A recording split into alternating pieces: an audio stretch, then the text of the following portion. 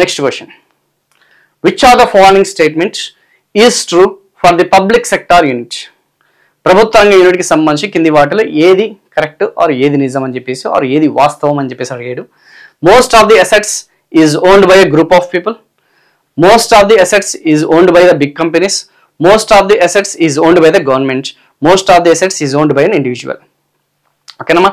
So ప్రభుత్వ రంగానికి సంబంధించిన కింది ప్రకటన అనేది ఏది? సో చెప్పే కదా, ఈ సెషన్ అంతా కూడా మనకి basic entry level fundamental level questions అన్ని డిస్కస్ చేస్తాం. సో దీని ద్వారానే మనము మ్యాక్సిమం ఎకానమీకి సంబంధించిన సిలబస్ అంతా కూడా కవర్ చేయడం జరుగుతుంది. రెగ్యులర్ సెషన్స్ అన్నీ కూడా మనకు ఉన్నాయి. So general studies for all ఏదైతే కోర్స్ అనేది మీరు తీసుకోవడానికి ప్రయత్నించండి. అటు ఏపీ వాళ్ళకి సపరేట్గా, తెలంగాణ వాళ్ళకి సపరేట్గా, ఓకేనా. So Telugu medium separate, English medium separate అనేది ఉంది. సో మనకి తక్కువ ధరకే ఈ యొక్క మన క్లాసెస్ అనిల్ నాయర్ సార్ క్లాసెస్లో మనం లాంచ్ చేయడం జరిగింది. So please try to take that one course. So రాబోయే అప్కమింగ్ నోటిఫికేషన్స్ ఏదైతే ఉన్నాయో అన్నిటికీ కూడా ఉపయోగపడడం జరుగుతుంది. సో మీరు సెంట్రల్ లెవెల్ ఎగ్జామినేషన్స్ ప్రిపేర్ అయినా కానీ, స్టేట్ లెవెల్ ఎగ్జామినేషన్స్ ప్రిపేర్ అయినా కానీ, ఆర్ఆర్బీ కానీ, ఎస్ఎస్సి కానీ, ఎస్ఐ కానీ, పీసీ కానీ, ఏ జనరల్ స్టడీస్ ఎగ్జామినేషన్ అయినా సరే, సో ఫుల్ ఫ్లెడ్జ్డ్గా మన యొక్క ఏపీ తెలంగాణలో టాప్ మోస్ట్ ఫ్యాకల్టీస్ ఎవరైతే ఉన్నారో కాంపిటేటివ్ ఓరియంటేషన్లో మనకి ఈ సెషన్స్ అన్ని కూడా అందించడం జరిగింది. So please try to answer it. Most of the assets is owned by the government. ప్రభుత్వ రంగ యూనిట్కి సంబంధించి కింది వాటిలో ఏది నిజమమ్మా? సో ఎక్కువ భాగం ఏదైతుందో ఆర్ అధిక భాగం అనేది ఏదైతుందో, ఆస్తులు అనేది ఏదైతున్నాయో అవన్నీ కూడా ప్రభుత్వం యొక్క నియంత్రణలోనే ఉంటాయి. సో అసలు ప్రభుత్వ రంగ సంస్థ అంటే ఏంటి?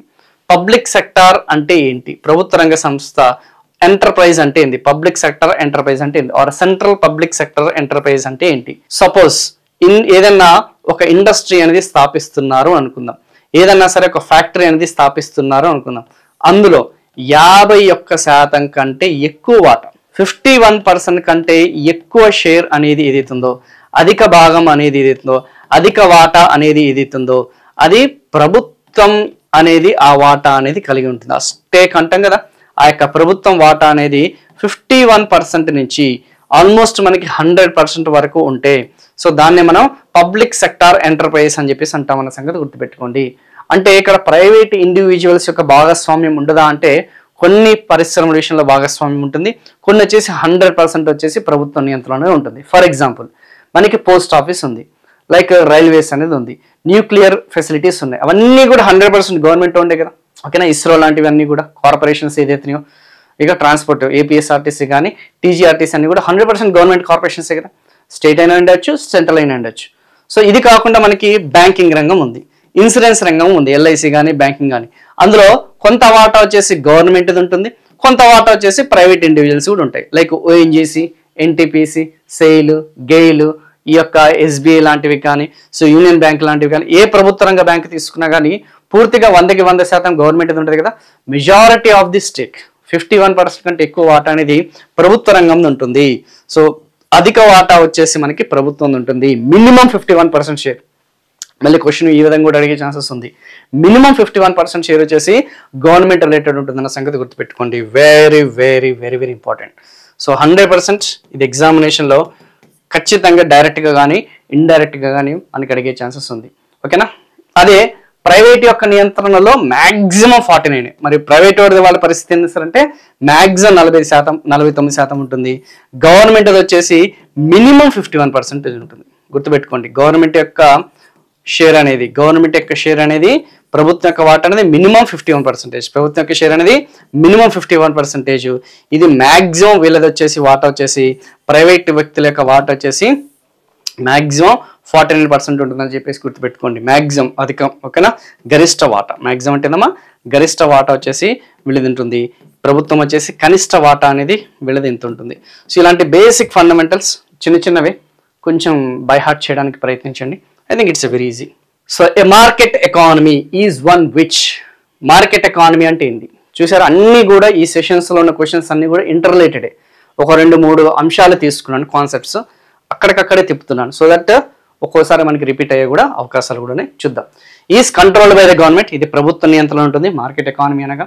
Is free from the government control, ఇది ప్రభుత్వ నియంత్రణ నుండి స్వేచ్ఛ కలిగి ఉంటుంది. Influenced by international market forces, ఇది అంతర్జాతీయ మార్కెట్ శక్తుల ప్రభావంలో ఉంటుంది. ఆల్ ఆఫ్ దిస్ పైవన్నీ కూడా అడిగాడు. సో ఆబ్వియస్లీ కాంట్రాడిక్టరీ స్టేట్మెంట్స్ ఉన్నాయి. సో ఖచ్చితంగా ఇదైతే తప్పు.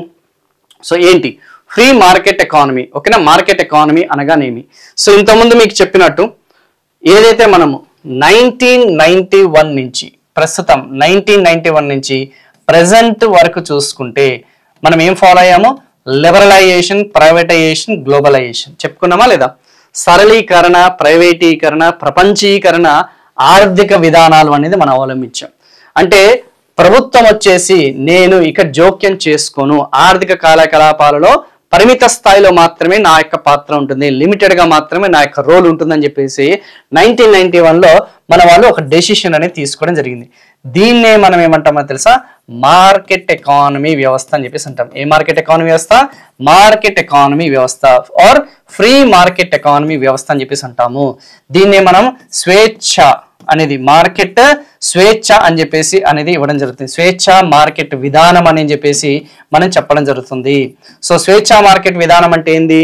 సో ప్రైవేట్ ఇండివిజువల్స్ అనేది వాళ్ళు ఎవరైతే ఉన్నారో, ప్రైవేట్ వ్యక్తులు అనే వాళ్ళు ఎవరైతే ఉన్నారో వాళ్ళకి పూర్తిగా స్వేచ్ఛ అనేది ఇవ్వడం జరుగుతుంది. వాళ్ళకి లిబరలైజేషన్ అంటే లిబరల్గా వాళ్ళని చూసుకోవడం జరుగుతుంది.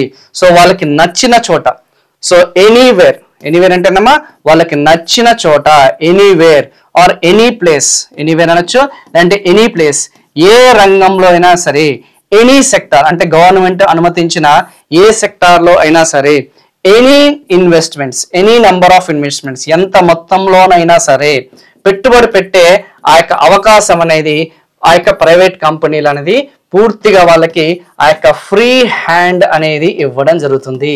దీన్ని మనం మార్కెట్ ఎకానమీ అంటాం.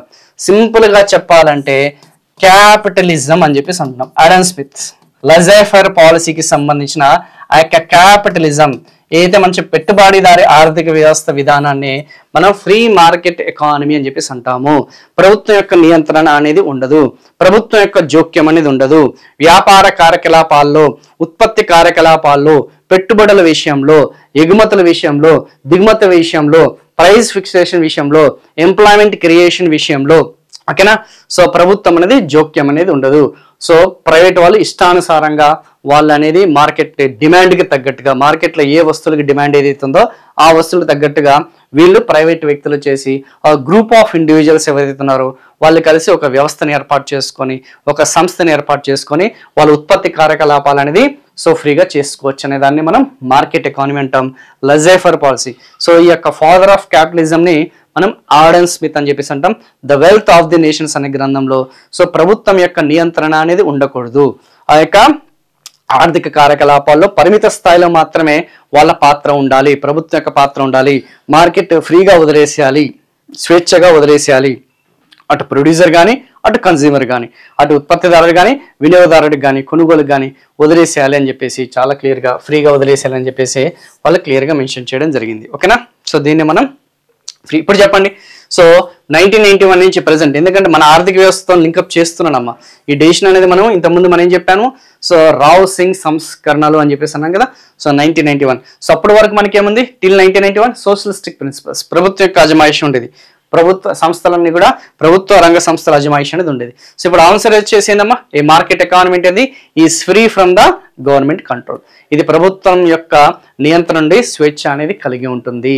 సో ఇప్పుడు చూడండి, ఒకప్పుడు ఎడ్యుకేషన్ కావాలంటే మీ తాత ముత్తాతలను కానీ మీ పేరెంట్స్ని అడగండి, వాళ్ళందరూ కూడా గవర్నమెంట్ స్కూల్ చదివిన వాళ్ళే.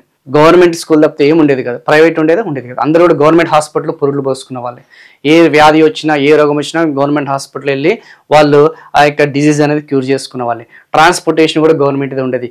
ఒకప్పుడు మనం ఏదన్నా ఉత్తరాలు అనేది ఈ చేయాలన్నా కానీ, ఒక దగ్గర నుంచి ఇంకో దగ్గరికి మనము ఈ ట్రాన్స్ఫర్ చేయాలన్నా కానీ గవర్నమెంట్ సోర్సెస్, పోస్ట్ ఆఫీసే. ఈవెన్ కమ్యూనికేషన్ సిస్టమ్ కూడా గవర్నమెంట్ కంట్రోల్ ఉండేది, ట్రాన్స్పోర్ట్ సిస్టమ్ కూడా గవర్నమెంట్ కంట్రోల్ ఉండేది. Everything is under government control 1991 వరకు.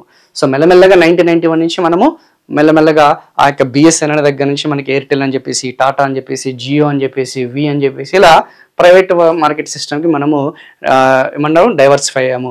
ఈవెన్ ప్రైవేట్ స్కూల్ అనేది వచ్చింది, ప్రైవేట్ ఎడ్యుకేషన్ సిస్టమ్ వచ్చింది, ప్రైవేట్ హెల్త్ కేర్ అనేది వచ్చింది, private communication system, private transportation system. So అలా మొత్తం చూసుకుంటే ప్రైవేట్ ఎకానమీ వైపు మనం డైవర్ట్ అయ్యామనే సంగతి గుర్తుపెట్టుకోండి. Okay. So I think practical explanation ఇస్తే మీకు కొంచెం ఈజీగా అర్థమవుతుంది.